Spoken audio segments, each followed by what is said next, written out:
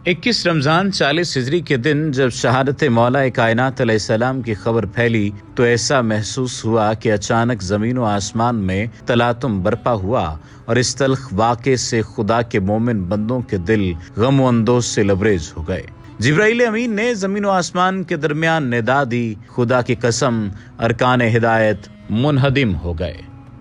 आसमान के सितारे तारीक हो गए और परहेजगारी की निशानियों का खात्मा हो गया। खुदा की कसम ईमान और हिदायत की मजबूत जंजीर टूट गई। अल्लाह के आखिरी नबी मोहम्मद सल्लल्लाहु अलैहि वसल्लम के चचाजाद भाई और उनके वसी की शहादत हो गई। हाँ, अब सितारों की बिनाई अली के आंसुओं का नज़ारा नहीं कर सकेंगी और आसमान की समात उनकी मनाजात नहीं सुन सकेगी। उम्मत मुसलमा उनके बलीग खुतबात से महरूम हो जाएगी। अब कौन दावा सलूनी करेगा। अमीरुल मोमिनीन अली अलैहिस्सलाम को दुनिया में मजमूए अज़दाद शख्सियत के तौर पर पहचाना और लिखा जाता है, यानी आप ही वो शख्सियत हैं जिनमें बैक वक्त एक दूसरे की जिद सिफ़ात पाई जाती हैं। कोई अंदाजा कर सकता है कि मुसल्ला इबादत पर महव रहने वाला अली मैदान कारजार का शहसवार भी है। उसकी शुजाअत व बहादुरी का डंका आलम अरब में बजता है और उसे ये कमाल भी हासिल है कि उसके खुतबात और अक़वाल ऐसे फसीह व बलीग हों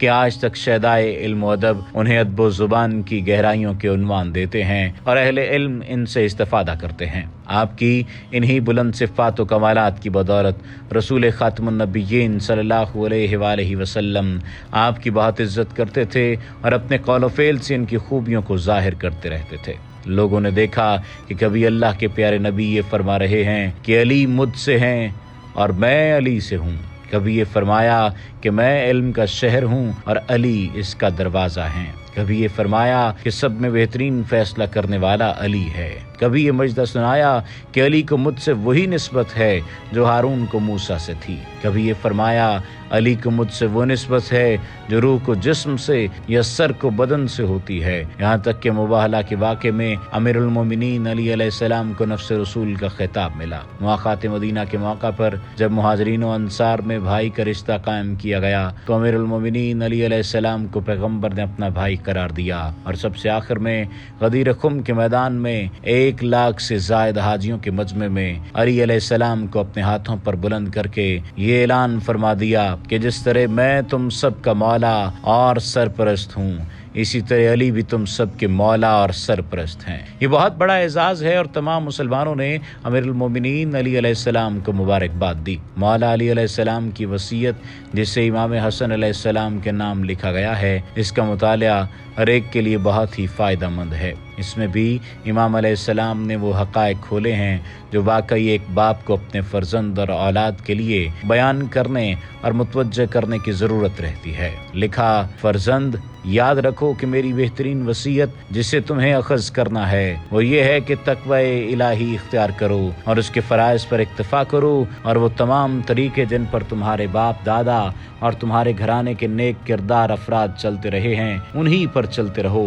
कि उन्होंने अपने बारे में किसी ऐसी फ़िक्र को नज़रअंदाज नहीं किया जो तुम्हारी नज़र में है और किसी ख्याल को फरगुज़ाश्त नहीं किया है और इसी फ़िक्र नज़र ने ही उन्हें इस नतीजे तक पहुँचाया है कि मारूफ चीज़ों को हासिल कर लें और लायानी चीज़ों से परहेज करें। अब अगर तुम्हारा नफ्स इन चीज़ों को बगैर जाने पहचाने कबूल करने के लिए तैयार नहीं है तो फिर इसकी तहकीक बाकायदा इल्म व फ़हम के साथ होनी चाहिए और शुबहात में मुब्तला नहीं होना चाहिए और ना झगड़ों को शिकार होना चाहिए और इन मसाइल में नज़र करने से पहले अपने परवरदिगार से मदद तलब करो और तौफीक के लिए उसकी तरफ तवज्जो करो और हर उस शाइबे को छोड़ दो जो किसी शुबे में डाल दे या किसी गुमराही के हवाले कर दे। फिर अगर तुम्हें इत्मीनान हो जाए कि तुम्हारा दिल साफ और खाशे हो गया है और तुम्हारी राय तामुकामिल हो गई है और तुम्हारे पास सिर्फ यही एक फिक्र रह गई है तो जिन बातों को मैंने वाज़ेह किया है उनमें गौर व फिक्र करना, वरना अगर हस्ब मंशा फिक्र नज़र का फराग हासिल नहीं हुआ है तो याद रखो तो इस तरफ सिर्फ शब को ऊँटनी की तरह हाथ पैर मारते रहोगे और अंधेरे में भटकते रहोगे और दीन का तलबगार वो नहीं है जो अंधेरों में हाथ पांव मारे और बातों को मखलूत कर दे। इससे तो ठहर जाना ही बेहतर है।